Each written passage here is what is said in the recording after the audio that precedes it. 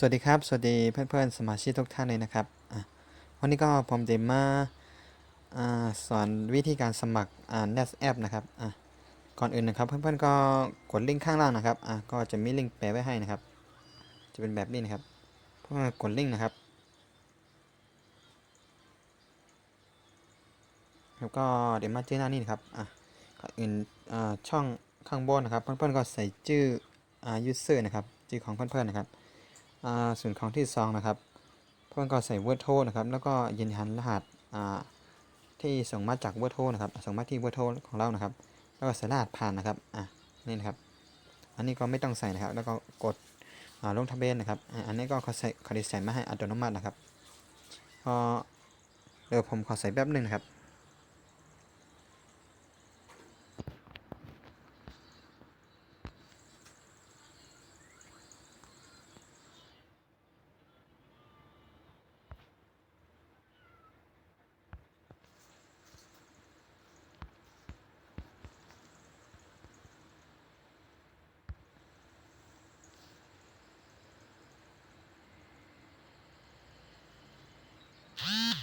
ใส่รหัส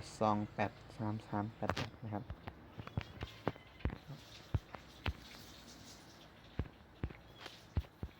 นี่ครับเดี๋ยวขอใส่รหัสผ่านแป๊บนึงนะครับถ้าเพื่อนๆใส่รหัสผ่านเรียบร้อยแล้วนะครับเพื่อนๆก็กดลงทะเบียนได้เลยนะครับใส่แค่นี้ครับชื่อนะครับแล้วก็เบอร์โทรนะครับแล้วก็ใส่รหัสที่มาจากเบอร์โทรของเรานะครับแล้วก็ใส่ตามนี้ครับแล้วก็ลงทะเบียนนะครับถ้าลงทะเบียนแล้วก็จะมาเจอหน้านี้ก็เป็นเรียบร้อยแล้วนะครับเราก็สามารถมาเติมเงินแล้วก็มาลงทุนได้แล้วนะครับนี่นะครับ